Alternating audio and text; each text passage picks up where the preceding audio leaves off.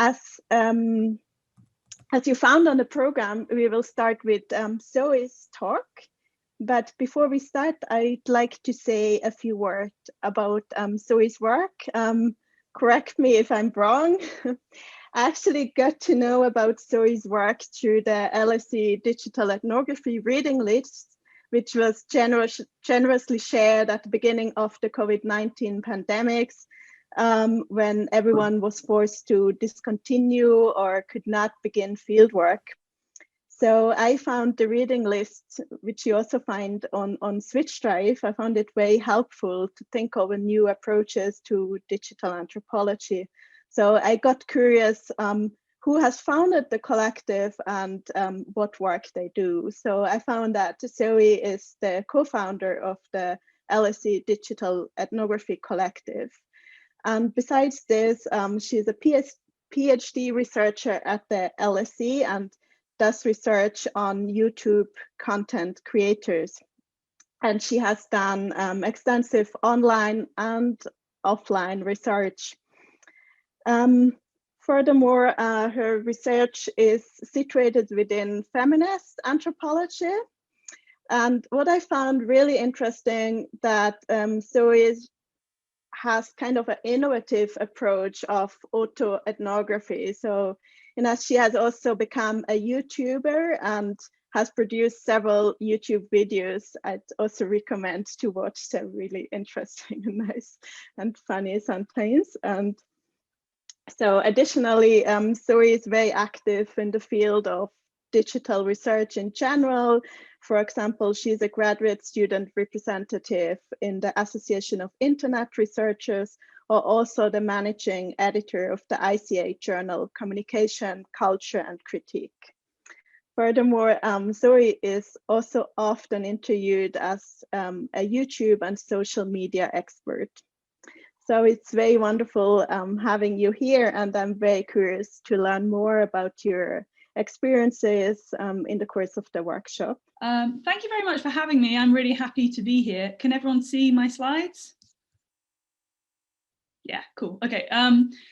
Yeah, it's really nice to be invited and lovely to be presenting alongside Danny Miller, who is obviously probably the world-leading expert on digital anthropology. So, I'm just a PhD student, but I hope that I can share some stuff that will be of interest to you and helpful to you. I've tried to make this talk kind of broadly useful, and then also, when I was talking to the organizers, we agreed that it would be useful to have some more like ethnographic examples. So I'm also drawing on some current work that I'm doing, a chapter on the for the Routledge Companion to Media Anthropology, this is the title here of that chapter, but that chapter specifically drawing on like the case study I'm drawing on is about algorithms and how YouTubers negotiate algorithms. So in the second half of this presentation, that's the data that I'll be drawing on. I think that's all for the introduction. Okay, excuse me if I'm looking up here a bit. It's because my notes are on a screen behind a screen. So it might seem a little bit like I'm staring off into the distance, but I'm not. Okay. Right. So just to give you a broad introduction to my field site. Over the last 15 years or so, we've seen the rise of a new cross-platform creative industry dubbed by Cunningham and Craig as social media entertainment. This industry is made up of a mature infrastructure of diverse and competing platforms such as Instagram, TikTok, Patreon, Triller, Facebook Watch and Twitch that combine online video and social networking affordances with opportunities for entrepreneurial content creators or influencers to generate revenue. So in my PhD research, I'm interested in two broad questions. Firstly, what are the lived experiences of aspiring and professional content creators, which is obviously a very broad question indeed. And secondly, a bit more specifically, who is being systematically included or excluded from opportunities in the influencer community industry, and how are structural inequalities exacerbated in this context. So just to give you a broad overview of my methods, I'm going to go into more detail in a bit in terms of each individual method. But this has been a very much a longitudinal ethnographic study. I should say I come from an anthropology background. I did my undergraduate at SOAS, which is the School of Oriental and African Studies in London. That was quite a long time ago. I'm now in media and communications, but I very much still identify as an anthropologist. So from the outset, I knew that this was going to be a fully kind of ethnographic study, but because I'm looking at a particular sort of internet culture, I also knew I was going to have to be agile and kind of experimental with some of my methods. So what I've ended up doing is a number of different types of methods. From January 2018, I have been doing participant observation or fieldwork, both online and offline. The offline portion has involved going to lots of industry events, particularly in London and also in LA, although this is an ethnography of the London industry. So events like VidCon and Summer in the City, which are like big conventions, but also smaller like community events and sort of peer networking events for aspiring and professional content creators. And then in terms of the online participant observation, well, the project originally started as a study of YouTube, and then it grew to be a bit broader, to be about the online video industry in general. But I spend most of my time on YouTube, at least an hour a day, I'd say, probably for the last, well, I mean, I'm in my 4th year now, probably for the last 3 years.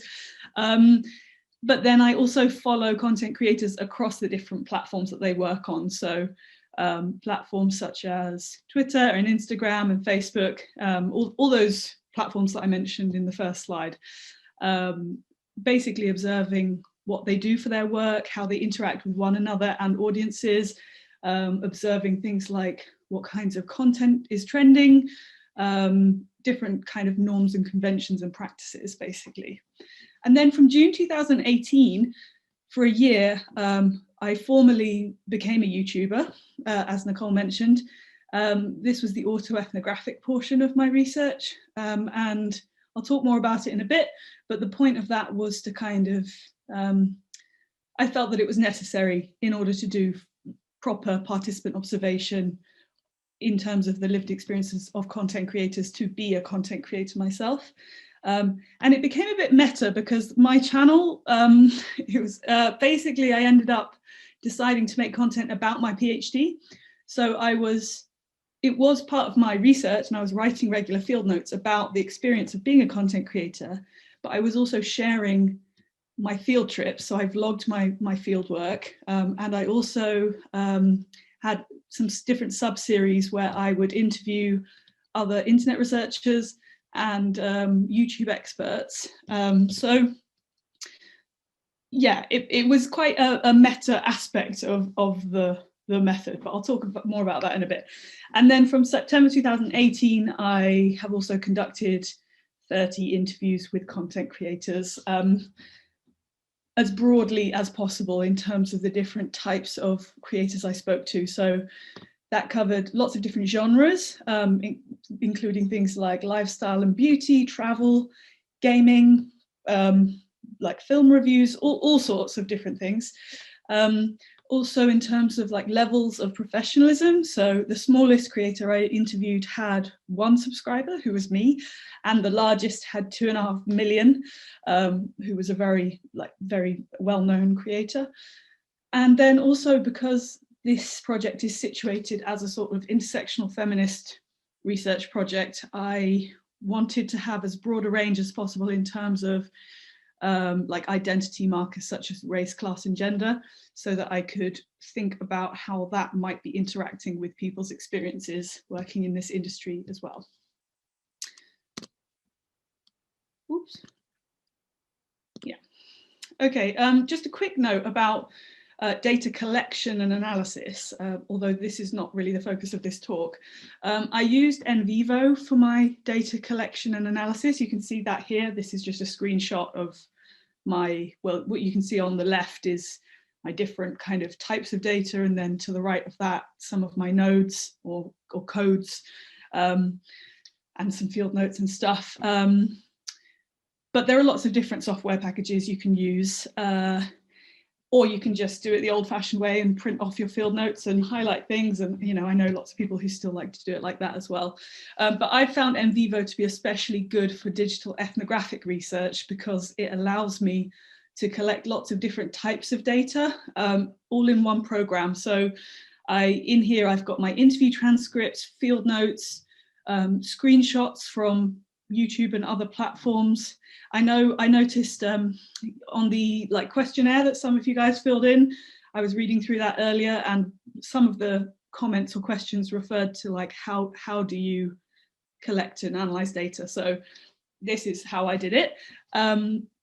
And if you're interested in learning more about this in a technical sense, then I ran a workshop a year or so ago for the Digital Ethnography Collective, which you can watch online. I can send around this link at some point. And in that one, I go through in detail how to actually use NVivo and how to code data in it. But just to say, this is a fully inductive ethnographic project. So I started off with very open-ended questions. I didn't even know at the beginning that this would be a project that specifically focused on the experiences of content creators. I thought it was going to be more about all of the different stakeholders. So, the brands, the platforms, the creators, the audiences. And my supervisor said, well, that sounds great, but you probably need to be a bit more focused in terms of your entry point. That was a very useful piece of advice at the beginning of the project. So it's followed the classical funnel structure of ethnographic projects, which is talked about by Hammersley and Atkinson quite famously, starting with very broad themes and codes, and then becoming increasingly more focused in an iterative process of data collection and analysis throughout. So just a little bit about the intersectional feminist angle of this project. There's a long-standing recognition of the comfortable coalition between feminist scholarship and ethnographic methods, but it's important to highlight that when I say intersectional feminist, I don't simply mean an interest in the dynamics of race, gender, and class, and so on, in much the same way that ethnography does not only describe a method for collecting social data.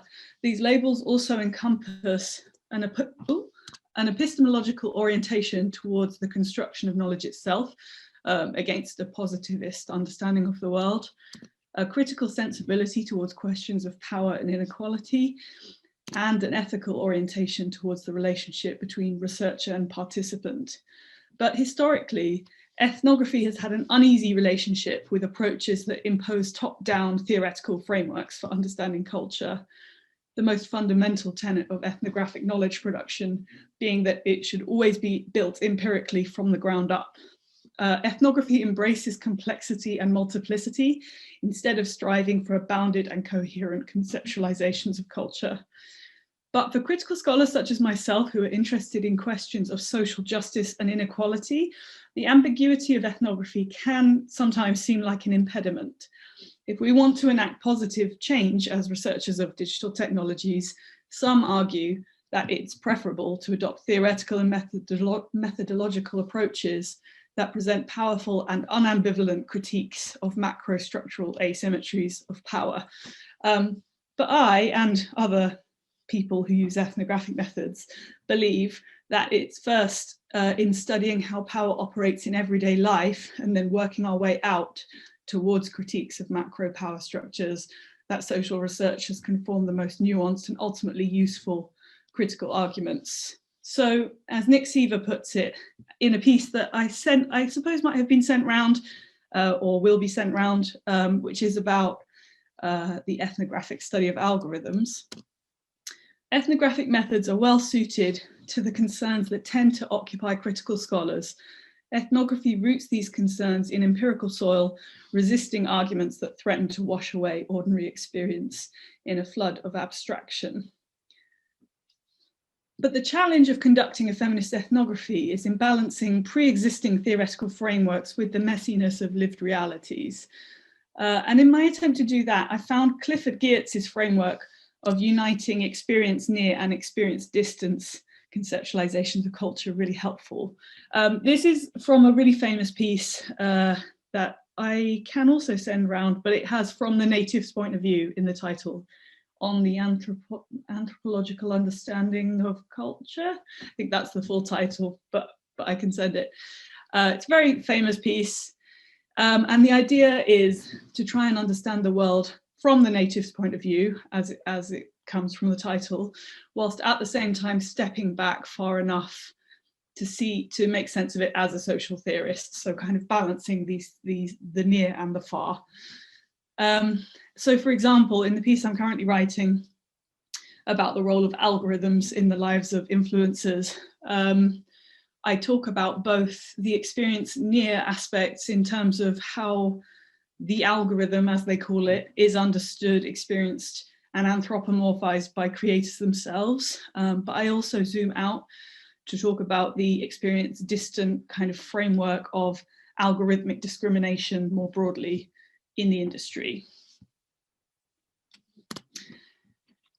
So now I'm going to get a bit into some of the data just to give you a sense of what I'm talking about, and I hope that this is useful. Obviously, there's a lot of diversity in the projects that you're doing, so this won't be like directly relevant to you, but I hope that the framework that I'm offering might be useful for you in thinking about your own research. So in my research for this chapter, I triangulated various methods, which I talked about earlier, to try and get at different aspects of how algorithms impact content creators' works and lives, and to try and kind of really get a holistic understanding of their lived experiences. Methodologically, the first aspect I looked at was their discourses and imaginaries, or in other words, what they say they do and how they reflect on their experiences. This aspect I mostly got at through interviews with creators. Secondly, I looked at their cultural practices, or what they do rather than what they say they do, which is kind of a classic, not opposition, but kind of binary, I suppose, or not binary either, pairing what people say they do and what they actually do. It's quite a classic thing in anthropology. I got at the practices mostly through fieldwork, participant observation, both online and offline. It's worth saying, by the way, I understand we're doing a workshop on people who are doing online only research or having to adjust their research to online only. And I think whilst my research wasn't online only, it could have been, you know, this framework would have been fine also for an online only project. I would have just had to ask slightly different questions, I guess, in terms of what I could actually focus on in my data collection. The third aspect is a bit more elusive and a bit more experimental. It's the level of experiential, affective, and like phenomenological, or in other words, how it feels to be a content creator. And that's the part that I tried to get at through my autoethnography. So when I was carrying out the autoethnographic portion of this research, becoming a YouTuber myself, I really tried to embody the discourses and practices I had heard about in my interviews and field work. I see this as a particularly feminist methodological practice for various reasons, partly because it was a process of making myself vulnerable and inviting member checks of my research. In my videos, I actively invited anyone who was watching to comment or get in touch with me if they agreed or disagreed or wanted to get involved in the research. And also to try to diminish the boundary between the boundary and the hierarchy between researcher and participant. Now I'm just going to go through each of these aspects in a little bit more detail so you can get a clearer idea of what I'm talking about, basically. So first, we have the discourses and imaginaries. This is a picture I took at Summer in the City, which is one of the UK's biggest online video conventions. What you can see in the picture is while audiences queuing up to take a photo with their favorite content creators. It was quite a standard view at the Excel Centre in London. So the algorithm, as they called it, the algorithm, plays an absolutely central role in the working lives of content creators as one of the key mechanisms controlling their visibility in an industry built upon metrics. Many researchers have highlighted that the opaque nature of algorithms make them inherently difficult for ethnographers to centre in their analysis. But the influencer industry provides a rare case study wherein algorithms are the object of such intense scrutiny and discussion that the challenge instead becomes sifting through and understanding the myriad divergent and strongly held beliefs and practices surrounding them. In my research, I considered the prominent role of hearsay and folk theories in producing the various algorithmic imaginaries, as Taina Bucher has called them, at work in constructing the algorithm in the YouTube community industry. So, time and again throughout my data collection, the algorithm was painted as a sort of anthropomorphized mythical creature or vengeful god with the power to determine the destinies of creators. The overwhelming sentiments that content creators expressed about the algorithm were anxiety, confusion, frustration, and loathing. I heard stories of wild success attributed to it, such as animation reviewer Steve, who told me that he had jumped from 1,000 subscribers to over 70,000 in 2 short months after a video he made about The Simpsons went viral off the back of a Reddit thread share. Working full-time in IT, Steve was grappling with what to do with his newfound prosperity.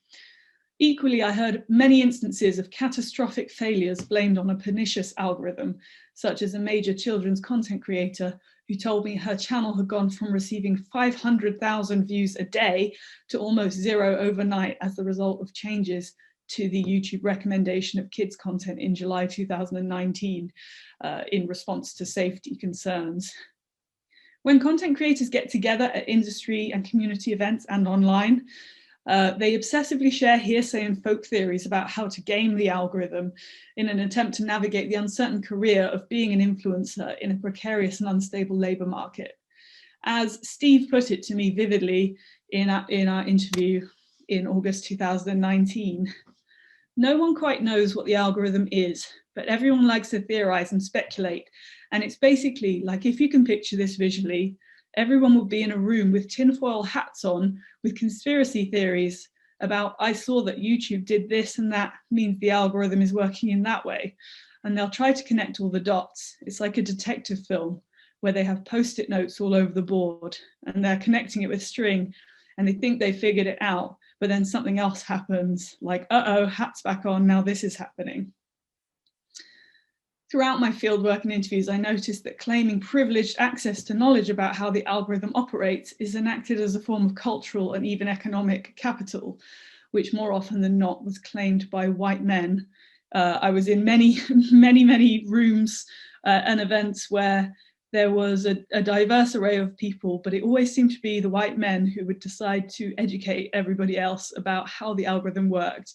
And they would have a very data-centric approach to being a content creator, rather than talking about the actual content itself or the relationships with their audience, for example. Secondary, cultural practices. So this is Lily Singh. Some of you might recognize her. She's a very famous content creator. Her online name is Superwoman. And this is a video she posted in December 2017 when I was first starting my fieldwork.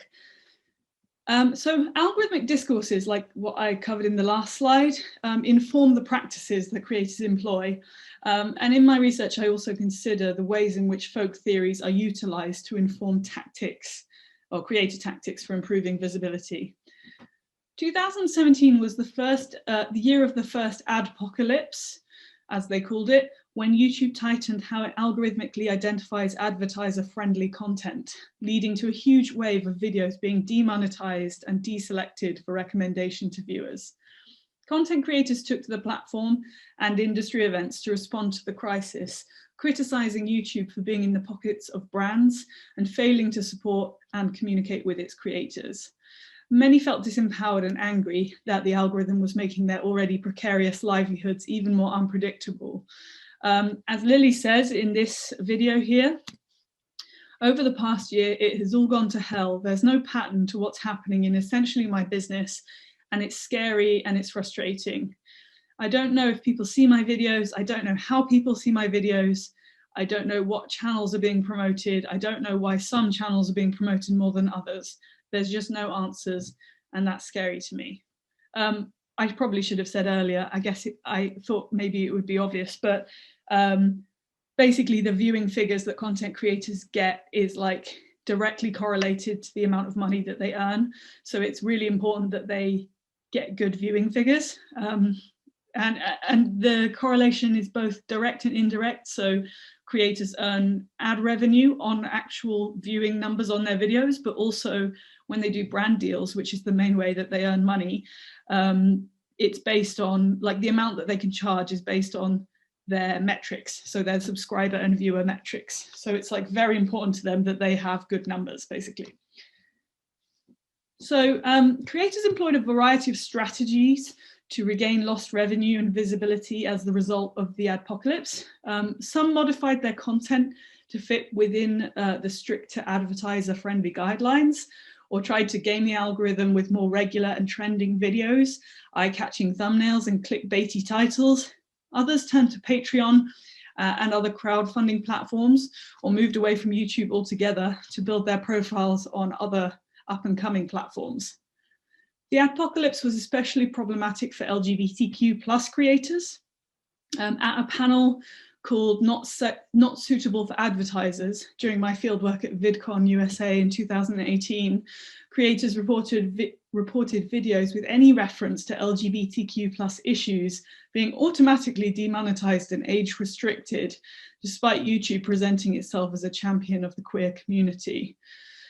At this panel, one person said they had started to remove any reference to LGBTQ+ issues in the tags and titles of their video, so that the algorithm wouldn't flag them. But as they noted, this had the adverse effect of rendering their videos unsearchable to their target audience.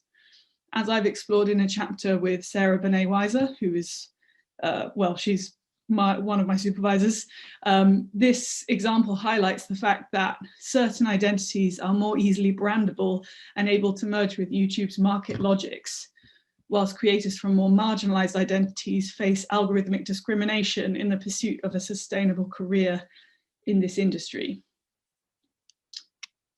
Finally, I want to talk about my autoethnography and the experiences and affect aspect. This is a screenshot from my YouTube channel, which you can look up if you're interested. But I mentioned earlier that I have various different types of videos there. You can see on the top line, we also live stream our Digital Ethnography Collective events. So if you're interested in learning more, some of those might be of interest to you. In particular, a workshop that Sarah Quinton did, the most recent one there, which is about ethics in digital ethnographic research. That might be useful.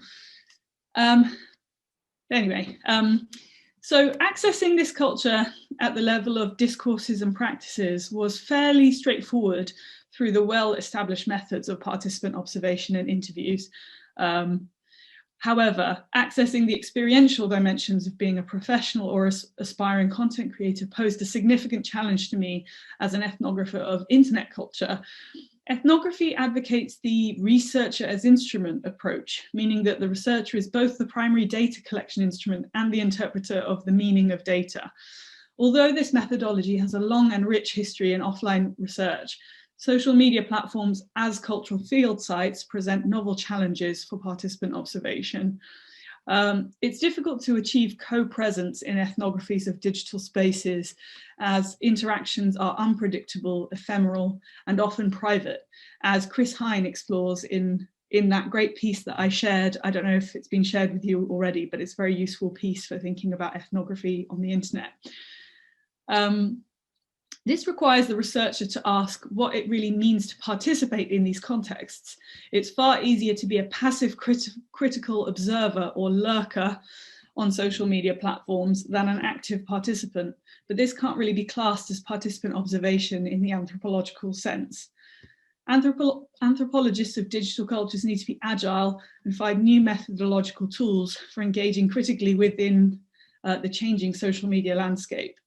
In my own research, I concluded that it was insufficient to merely watch, like, and comment on videos. I needed to be a content creator myself. Autoethnography is a form of self-narrative that places the self within the social context. It reaches into the subjectivity of the researcher using their own experience in a setting as their primary source of data. In my practice of becoming a YouTuber, I actively tried to inhabit the discourses and practices that I'd learned through my fieldwork and interviews with content creators. I paid close attention to my metrics, trying hard to maximize my visibility and game the algorithm using the strategies such as fitting in with genre norms, and trends, and creating eye-catching thumbnails and titles. Throughout this process, I also tried to actively reflect on how I felt being a content creator, particularly in the face of regular failure, which was something that I heard a lot from content creators. And I do want to note that autoethnography, had I just done this project as a pure autoethnography, I don't think that would have been very useful. Well, it would be, it depends what you're looking for, but in terms of understanding the industry, it wouldn't have been very useful. But when triangulated with the fieldwork and interviews, I found it very useful. So just one example, and I'm nearly at the end now, just coming up to the half-hour mark. This is a screenshot of the back end of my YouTube channel. So the autoethnographic portion has also allowed me very useful access to parts of websites that you don't have access to unless you're a creator yourself. I'd spent a lot of time, many years actually, because I did my undergraduate and my master's dissertations about YouTube back in 2013, 2017. So I had spent a lot of time looking at the front end of YouTube, but it wasn't until I started this part of my PhD research that I ever saw the back end of the website.